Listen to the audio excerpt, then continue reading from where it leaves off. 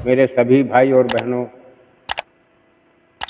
एवं गुरुजनों सबके चरणों में प्रणाम करते हुए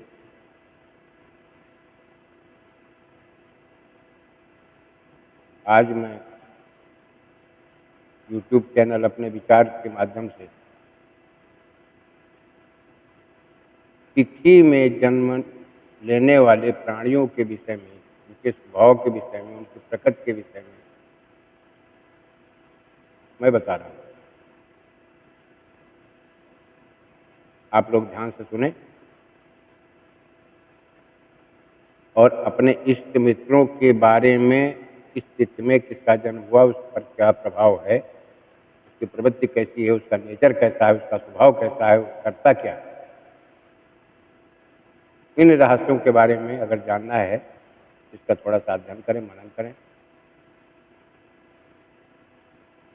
इसी विषय पर आज मैं आप लोगों को अपना वीडियो दे रहा हूँ। जैसे प्रतिपदा, जिसको परिवा भी कहते हैं, प्रतिपदा में जिसका जन्म होता है वह व्यक्ति दुर्जनों के संग रहने वाला, कुल में कलंक लगाने वाला तथा सदा व्यसन में आसक्त रहने वाला वो व्यक्ति ऐसा प्राणी होता है। एक चीज का ध्यान भी रखिएगा कि जहाँ सभी कुछ बुरा होता है तो कुछ उसमें अच्छाई भी होती है। अच्छाइयों की तरफ आप लोग विशेष ध्यान दें और बुराइयों से बचने का प्रयास करें। लेकिन क्या है कि प्रकृति, नक्षत्र, तिथि, लग्न, ग्रह, ये सारी चीजें प्राकृतिक, ये हर प्राणी पर अपना प्रभाव डालती है। अगर इनके साथ ताल में ताल मिला करके इनके साथ आगे बढ़ोगे तो अच्छी उन्नति कर जाओगे और मानसिकता को बना करके बैठोगे, इसमें नुकसान होता है। मैंने बताया कि प्रतिपदा में जिनका जन्म होता है वह व्यक्ति दुर्जनों के संग रहता है, कि जिन लोगों से कभी अच्छे कार्य न हुए। कुल में कोई ऐसा कार्य कर दे कि जो कुल को कलंकित होना पड़े। और व्यसन, किसी आदत का शिकार, किसी गंदी आदत का शिकार जिसको समाज न एक्सेप्ट करता हो, ऐसी आदत का शिकार हो जाता है व्यक्ति। द्वितीया में जिन व्यक्तियों का जन्म होता है, ध्यान देना इस बात पर स्त्रीगामी, सत्य और शौच से रहित और स्नेह से हीन होता है।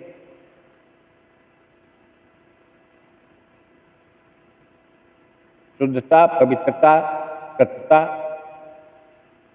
ऐसे व्यक्ति के लिए कोई मायने नहीं रखती। जैसे कुछ लोग कह देते कि हम नास्तिक, नास्तिक उसका स्वभाव है, आचरण नहीं। तो इन चीजों का भेद रखते हुए इन राशियों पर आप थोड़ा सा ध्यान दें। तृतीया में जन्म लेने वाला व्यक्ति चेष्टाहीन, विफल, धनहीन और दूसरों से द्वेष रखने वाला होता है। इन चीजों पर विशेष आप लोग ध्यान दें।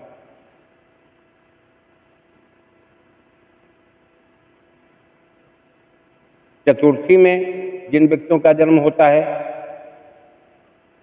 ऐसा मनुष्य भोगी भी होता है, दाता भी होता है, मित्रों से प्रेम करने वाला भी होता है, पंडित भी होता है, धन और संतान से युक्त भी होता है। ये चतुर्थी तिथि का प्रभाव। अगर इन सभी विचारों को थोड़ा सा बारीकी से आप समझेंगे तो आप लोगों की अच्छी तरह समझ में आ जाएगा। पंचमी तिथि में उत्पन्न कोई भी प्राणी हो, व्यवहार, ज्ञाता, गुणग्राही, माता पिता का भक्त, दानी, भोगी और अल्प प्रेम करने वाला होता है। माता पिता के प्रति तो आसक्ति उसकी रहेगी, उसका प्रेम रहेगा, लेकिन अगर किसी अन्य व्यक्ति से वो व्यक्ति जुड़ता है तो थोड़े समय के लिए ही वो स्नेह दिखाएगा, उसके बाद अलग हो जाएगा, उसके विचार अलग हो जाएंगे। सृष्टि में जन्म होने से देश विदेश में भ्रमण करने वाला, झगड़ालू और उदर रोग से ऐसा व्यक्ति पीड़ित रहता है। समय अनुकूल उसका कोई कार्य नहीं होता, चिड़चिड़े स्वभाव का होता है।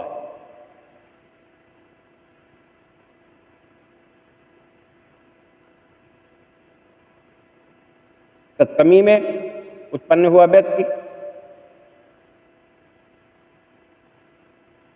थोड़े में संतुष्ट, तेजस्वी, सौभाग्य और गुणों से युक्त, संतान और धन से संपन्न होता है।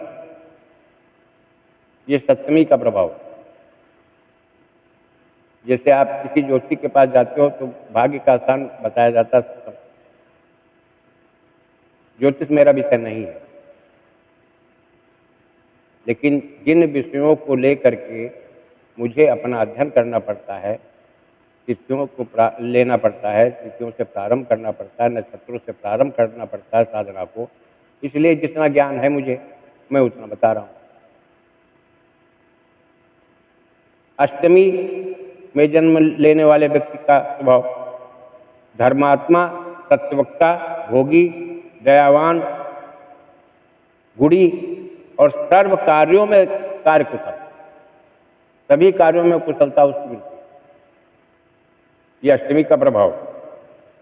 नवमी में जन्म लेने वाला देवों का भक्त होता है, पुत्रवान होता है, धनी होता है, स्त्री में आसक्त और शास्त्राभ्यासी,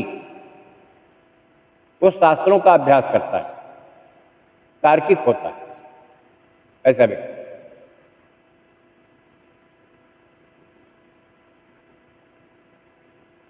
दशमी में जन्म लेने वाला व्यक्ति धर्म और अधर्म का ज्ञाता, देशभक्त, यज्ञ करने वाला, यज्ञ कराने वाला, तेजस्वी और सुखी होता है। ये तिथियों का प्रभाव। जिस जातक का जन्म जिस तिथि में हो, उसके आचरण, उसके स्वभाव से आप लोग मिलान करें, आपकी समझ में आ जाएगा। एकादशी में जन्म लेने वाला व्यक्ति थोड़े में संतुष्ट, लेकिन क्या है कि अब तो कलयुग है, अब राजाओं का तो सिस्टम खत्म हो गया, तो ऐसे किसी बड़े आदमी, बड़े मंत्री से उसका संबंध अच्छा रहता है और तेजस्वी व्यक्ति होता है, सुखी और संपन्नता अनायास ही उसकी होती है, उसको मिलता है। द्वादशी में जन्म लेने वाला व्यक्ति चंचल,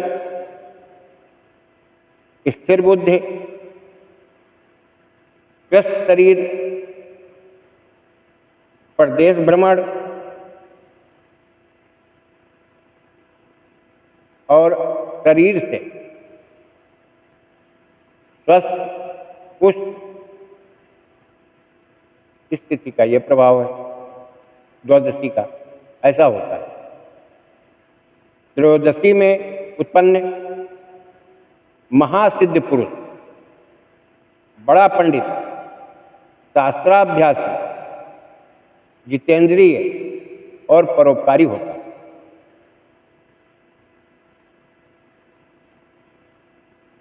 इन चीजों पर आप लोग ध्यान दें।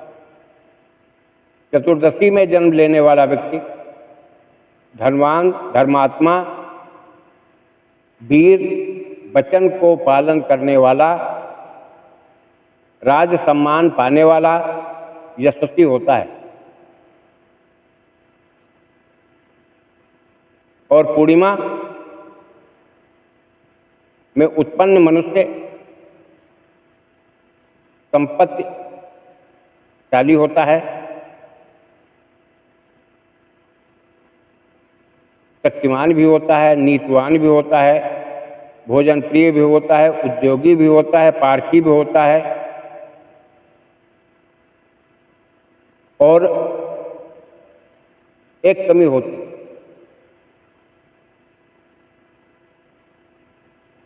पराई स्त्रियों में आसक्ति रखने वाला होता है। ये विशेष कमी होती है।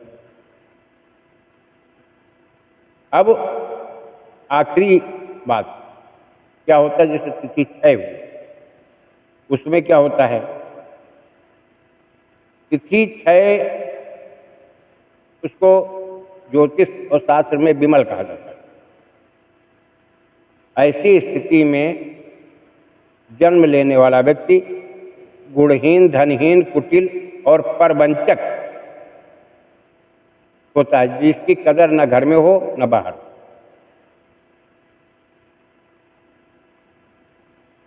इन चीजों का ध्यान रखते हुए आप लोग निर्णय लें इसके बारे में। जो मेरे पास कुछ है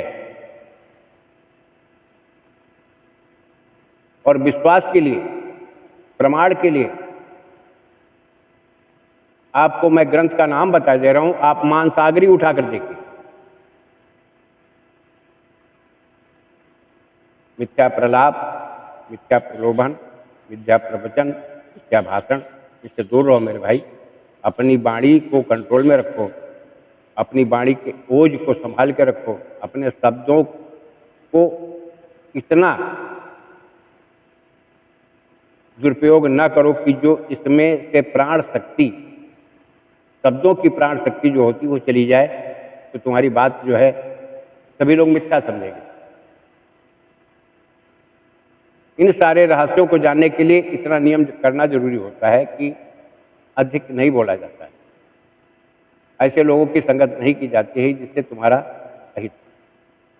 इसी के साथ मैं अपने गुरु परंपरा से जुड़े हुए सभी प्राणियों को, अपनी गुरु संगत से जुड़े हुए सभी प्राणियों को, सभी भाई बहनों को प्रणाम करते हुए, अपने गुरुजनों को प्रणाम करते हुए मैं अपनी वाणी को विराम देता हूँ। आप लोग हमेशा खुश रहो, प्रसन्न रहो और अपने परिवार, अपने उन्नति के प्रति हमेशा सचेत।